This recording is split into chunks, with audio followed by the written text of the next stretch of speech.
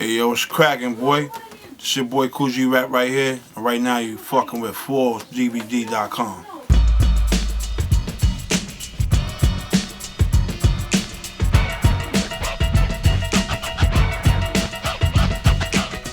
What it is, people, it's your boy Doggie Diamonds, ForbesDVD.com. I'm here with a motherfucking legend. He might be modest and shit. I can tell he gonna be modest and shit, but I'ma say it. If he ain't in your top 5, you ain't got no top 5. To the rappers, he's probably number 1. I'ma say he's definitely top 3, dead or alive. This is the infamous, the legend, living legend, still doing it, Kool Rap. Yes, sir. Right here. What's going on, man? Everything good, baby, you know? Just grinding, keeping shit in motion and all that. How does it feel like when you meet rappers and they're like in awe of you? How do you take that? I mean, I'll be honored. You know what I'm saying? Like, especially for it to last as long as it's lasting. Mm-hmm. You know what I'm saying?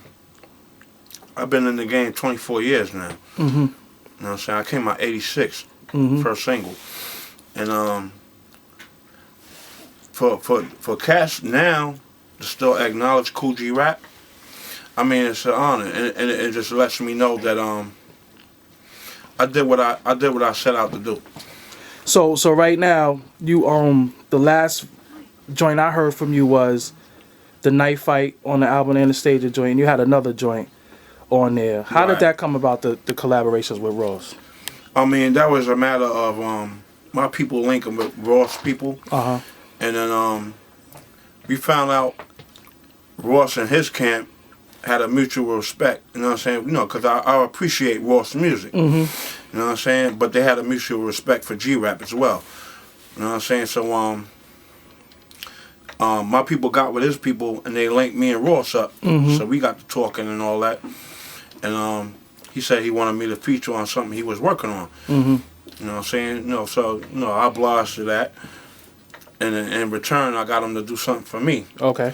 Which was the Night Fight track, actually. That ended up being his track. Yeah, because I retracked the vocals in his studio. So he was sitting on it. You know what I'm saying? So I guess he couldn't even, I guess son couldn't even sit on it. You know what I'm saying? Without moving with it, without doing something with it. You know what I'm saying? But it was all good because it put a buzz out there for G-Rap. And it expanded on the level where I couldn't have got it to expand on that level at that time. You know what I'm saying? So all he did was open up the gate. You know what I'm saying? To make it easier for G-Rap to set this new project in motion, which I'm doing now. What's the name of the new project? Richest Royalty and Respect. Okay. You have plenty of albums under your belt, plenty of features, but how do you select your features? Is it a check thing, or do you have to respect the artist, or how do you go about It's that? a bit of both. Sometimes it's a check thing because it's real. Mm-hmm. You know what I'm saying? Mm-hmm. And it's a real time right now. And I ain't gonna front. I don't front for nobody. You know what I'm saying? I'm grinding just like everybody else. Mm-hmm. You know what I'm saying? But sometimes, it could be a respect thing.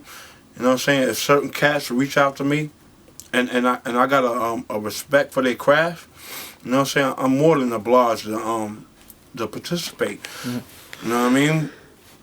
Sometimes it's just gotta keep the money flowing. Yeah. I got bills, I got rent, and all that shit, and I got family to take care of just like everybody else.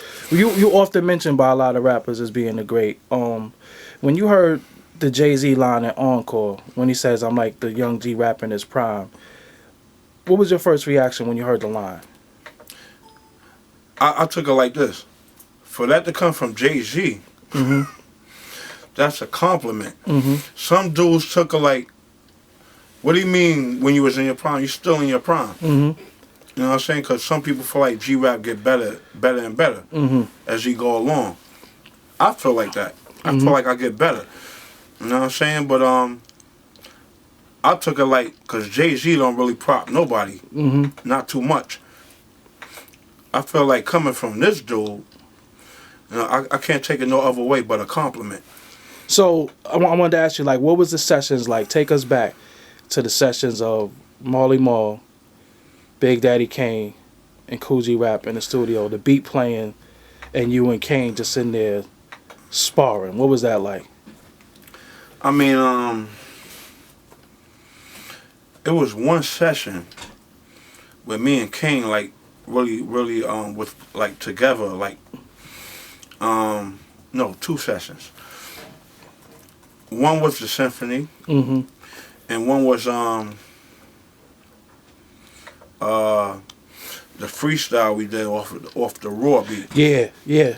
You know what I'm saying? And those are basically sessions that me and Kane sat in on like that. Except for one another session I did. It was for my album. It was called Number One with a Bullet. Mm-hmm. You know what I mean? But besides that, I never sat in a whole lot of Kane sessions, Mm-hmm. and he never sat in a lot of G-Rap sessions. But those are the sessions that we it was like three sessions, and our whole time of knowing each other that we sat in on together. And I mean, Kane was like he was like my competitor, and at the same time he was like a mentor at the same time, even Mm-hmm. though we started together, because Kane was somebody you look up to regardless whether you are a fan in the street or artist on the same label. Mm-hmm. Because this dude, what this dude brought to the game was so incredible, is that, you know, his boundaries of being a fan, it surpassed, you know, you just being in the street. Mm-hmm. And just being a listener. Like, you could be label mates. You could be the owner of the label and be a fan of Kane. Mm-hmm. You could be a film producer and be a fan of Kane. You know what I'm saying? So I was one of those people that was a fan of Kane, along with Rakim, along with KRS-One in that time. You know what I'm saying? So I mean, me and Kane kept each other on each other's toes. Yeah, because I heard Kane mention that before. Mm-hmm. And me and Kane talked about this on a couple of occasions, and it was like a silent rivalry. Mm-hmm. You know what I'm saying? It was like a rivalry, but in a constructive manner. Mm-hmm. So because it wasn't a rivalry like beef. Yeah. It was just a rivalry. Still like, sharp as steel. Yeah, exactly. So you also was on the early Eric B and Rakim album cover. How did that come about? Because a lot of people don't know that that's you on there. But that's my peoples right Okay. there. You know what I'm saying? Like Eric B, Rakim, you know what I'm saying? The whole camp, the whole Fort Greene clique at Killer that time. Ben, Supreme. Yeah, exactly. 50 Cent. Yeah, that's like my original fam. You know what I'm saying? Like along with my Corona family, where I grew up at. You know what I'm saying? But I met a lot of Fort Greene family through Eric B. Mm-hmm. You know what I'm saying? Because I was always mad tight with Eric B. brother, Ant Live. Mm-hmm. You know what I'm saying? And being tight with Ant Live, you know, I got close to Eric B. And Eric B. You know, introduced me to a lot of his peoples. Which was Fort Greene dudes. Exactly. All right. So right now you see a lot of people that rhyme about the streets. But I know for a fact, like, you really was in the trenches of the streets. How you feel sometimes when you see dudes rhyming about shit that that they have nothing to do with or no clue of what's really going on out there? I mean, they just basically just putting on a facade. You know what I'm saying? Like, I've been around a lot of real shit. Yeah. You know what I mean? When they made the movie In Too Deep with Omar Epps and LL Cool J, that's like, they made that movie about a cat that I was on the block going hand in hand with. You know what I'm saying? And my man Ra-Ra, you know what I'm saying? They call him God in the movie. Mm-hmm. You know what I'm saying? I know him as Ra-Ra. Mm-hmm. You know what I'm saying? Or Apps. You know what I'm saying? But he, you know, he doing life right now. You know what I'm saying? And big shout out to him, because they was doing a documentary on him recently, but I didn't get a chance to touch it. The touch on it and put my little input. You know what I'm saying? But that's people's right there. You know what I mean? So it's not even just I've been around a lot of real shit, baby. You know what I'm saying? One of the realest things. A lot of shit I don't even want to put out. Yeah, like nah, we ain't gonna fuck with that. Because I'm from an era you move in silence. You don't talk. You know what I mean? So let me ask you something. Back in the days with the Juice Crew thing, when Shan and Shantae was beefing with KRS-One, right? We know Kane silently jumped in it because he did the Have a Nice Day joint for Shantae. A lot of people wanted to know why didn't G-Rap get in it and go at KRS-One for that situation.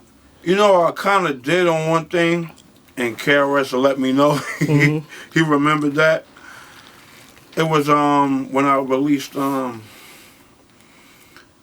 not sure, either Rack or Zalin or Rhyme Time, the singles, and I said something about it. You know, and I made like a subliminal remark, but it wasn't that subliminal. It was like you would take my subliminal for direct. And then KRS, you know, he let it be known he took it direct. He caught on to it. Right. Yeah. But I never put my full energy into it because that was Shan's thing to me. Yeah. You know what I'm saying? Like, Shan could hold his own weight. G-Rap could hold his own weight. Same thing with anybody down with the Juice Crew at that time. You know what I'm saying? You gotta be an individual that can hold your own weight. You know what I'm saying? That's part of being a man. That's part of growing up in the hood and everything. You gotta hold your own weight, Paul. You know what I mean? Like, you can't always look for somebody to back you up. You might have to pick up that burner one day. You know what I'm saying? And tuck it in the back or the front, wherever. You know what I'm saying? So and hold your own shit down. So how you feel right now when you see hip hop is based on who's beefing with who? I mean, that's not real beef to me. Real beef is not publicized. You know, real beef is like, you gotta move your mother.